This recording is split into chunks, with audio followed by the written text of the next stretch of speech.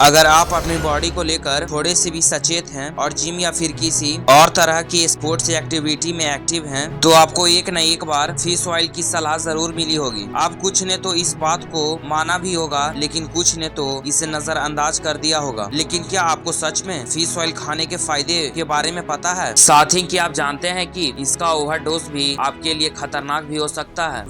अगर आपको fish oil के बारे में ज्यादा कुछ नहीं पता है तो हमारे साथ वीडियो के अंत तक बने रहिए, क्योंकि आज हम आपके फायदे और नुकसान के साथ साथ भी ये बताएंगे आखिर फैक्ट्री में फिश ऑयल कैप्सूल को कैसे तैयार किया जाता है। तो चलिए फिर शुरू करते हैं आज का ये वीडियो। फिश ऑयल ये हमारे किराने के दुकान पर सरसों या फिर रिफाइंड की तेल की तरह किसी प्लास्टिक के बोतल या फिर पैकेट्स में नहीं मिलता। ये हमें कैप्सूल की शेप में कुछ ही गिनी चुनी दुकानों पर मिलता है। अब जैसा कि नाम से पता चल रहा है कि इसमें फिश का इस्तेमाल होता है, तो इसे मछली के टिश्यू से बनाया जाता है। इसमें ओमेगा 3 फैटी एसिड EPA यानी आइकोस पेंटोनोइक एसिड और DHA यानी डाइकोज हेक्सोनोइक एसिड होता है, जो सही मात्रा में लेने पर हमारे लिए काफी फायदेमंद होते हैं। यही वजह है कि वर्ल्ड हेल्थ ऑर्गेनाइजेशन यानी WHO भी हर हफ्ते 1-2 भाग मछली खाने की सलाह देता है। ऐसा इसलिए क्योंकि मछली में ओमेगा 3 फैटी एसिड होता है, जो वजन घटाने से लेकर हमारी स्किन, हेयर और बोन्स के लिए बहुत कारगर साबित होता है। साथ ही इससे कई तरह की गंभीर बीमारियां भी दूर होती है। खास तौर पर हार्ट अटैक का खतरा कम हो जाता है। वैसे ओमेगा 3 के लिए फिश को इतनी ज्यादा तवज्जो इसलिए दी जाती है क्योंकि मछलियों से मिलने वाला ओमेगा 3 फैटी एसिड प्लांट से मिलने वाली ओमेगा 3 से कई गुना ज्यादा बेहतर होता है। लेकिन इसके कुछ नुकसान भी हैं, जिस पर हम बाद में चर्चा करेंगे। उससे पहले हम जरा उस सवाल का जवाब जान लेते हैं जिसका बेसब्री से इंतजार कर रहे हैं। आखिर फैक्ट्री में फिश ऑयल कैसे बनता है? तो बता दें, फिश ऑयल बनाने की शुरुआत होती है नदियों या फिर समुद्र से, यानी कि मछलियों को पकड़ने से।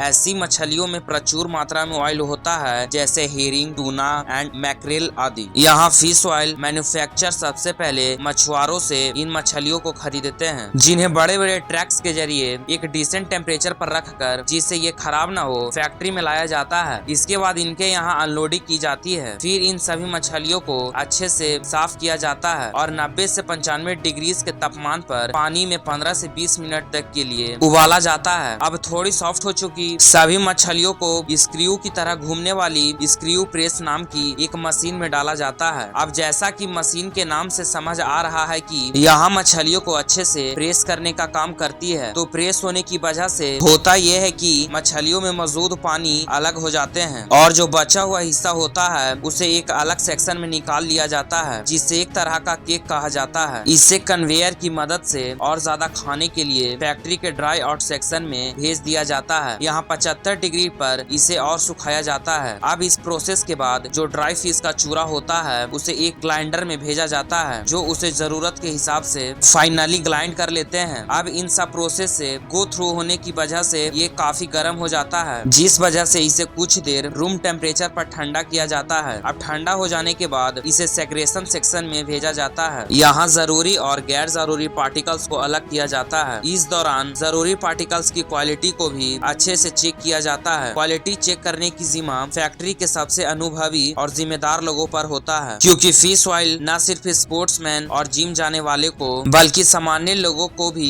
रिकमेंड किया जाता है। इसलिए छोटी छोटी कमियों को बहुत सीरियसली लिया जाता है और प्रोडक्शन के दौरान ही सभी कमियों को तुरंत दुरुस्त कर लिया जाता है। अब बारी आती है उस लिक्विड की जिसे शुरुआत में प्रेसिंग मशीन से अलग किया जाता था। उस लिक्विड को सबसे पहले फिल्टर किया जाता है, जिससे जो सॉलिड पार्टिकल्स में बचे होते हैं वो भी अलग हो जाएं। इसके बाद इस फिल्टर्ड लिक्विड को पहले एक गर्म टैंक में और फिर सेंट्रीफ्यूग टैंक में भेज दिया जाता है, जहां इस लिक्विड में से प्रोटीन, वाटर एंड ऑयल को अलग करने का काम होता है। अब जो प्रोटीन वाटर लिक्विड में से जो निकल जाता है उसे अलग अलग एंजाइम से ट्रीट किया जाता है और फिर इस लिक्विड को फुली कंप्यूटराइज्ड वेपोराइजर में भेज दिया जाता है। वही जो सोल्यूबल हमारे पास बचता है उसमें 35 से लेकर 40% तक प्रोटीन होता है। तो अब इन प्रोसेस के बाद इन ऑयल को कैप्सुलेशन एरिया में भेज दिया जाता है, जहां पर जेल से बनी कैप्सुलेशन को तैयार किया जाता है और उसके लिए उसे एक खास तरह के लिक्विड में नहलाया जाता है, जो कि सॉफ्ट जेल को भी बनाता है। अब पहले तो सॉफ्ट जेल बहुत ज्यादा ढीली होती है, लेकिन जब इसमें लगा ऑयल धीरे धीरे रिमूव होता है तो वो हार्ड होते चला जाता है और फिर इन कैप्सूल्स को उठाकर बाद में एक अच्छे खासे वक्त के लिए लिए सूखने के लिए छोड़ दिया जाता है। अब इसके बाद मशीन कैप्सूल्स को काउंट करने के साथ साथ इनकी क्वालिटी को भी चेक करती है। दिलचस्प बात यह है कि फिश ऑयल बनाने वाली फैक्ट्री में एक दिन में करीब 50 मिलियन फिश ऑयल कैप्सूल्स बनाए जाते हैं। वही क्वालिटी चेक हर पैमाने पर खारा उतरने के बाद फिश ऑयल को ग्रेड के हिसाब से नाम दिया जाता है, जैसे refined fish oil, balloon fish oil, sulphide fish oil और विंटराइज्ड फिश ऑयल। जिसके बाद अंत में बारी आती है कैप्सूल्स को बॉटल में पैक करने की, जिसके लिए लेवल लगी बॉटल को कन्वेयर के जरिए एक नोजल के नीचे लाया जाता है, जहां से counted number of capsules bottle में गिरती चली जाती है और फिर फैक्ट्री में सारा काम खत्म हो जाने के बाद इन्हें नजदीकी शॉप्स तक पहुंचवा दिया जाता है। अब वैसे तो एक शख्स 250 से 500 mg के बीच में ही फिश ऑयल कैप्सूल्स खाने की सलाह दी जाती है, लेकिन अगर आप इनके फायदे से इम्प्रेस होकर इसे जरूरत से ज्यादा कंज्यूम करते हैं तो आपको इसके कुछ दुष्परिणाम भी झेलने पड़ सकते हैं, जैसे नाक से खून आना, शरीर पर रैशेस होना, डायरिया या फिर उल्टी की शिकायत हो सकती है। इसलिए फिश ऑयल को दिन में कितनी मात्रा में और कब खाना है इसके लिए एक बार अपने डॉक्टर की सलाह जरूर लें, ताकि ये हेल्दी चीज आपके लिए अनहेल्दी साबित ना हो जाए। तो चलिए दोस्तों, fish oil made in factory का ये वीडियो यही खत्म होता है। आपको यह कैसा लगा हमें कमेंट सेक्शन में जरूर बताएं। साथ ही अपने यार दोस्तों के साथ शेयर करना बिल्कुल न भूलें और हाँ, वीडियो को लाइक कर दें और अगर आपने अभी हमारे चैनल को सब्सक्राइब नहीं किया है तो वो भी कर दें। साथ ही बेल आइकन को प्रेस करना बिल्कुल न भूलें ताकि हमारी वीडियो जल्द से जल्द पहुंच सके। धन्यवाद। जय हिंद, जय भारत।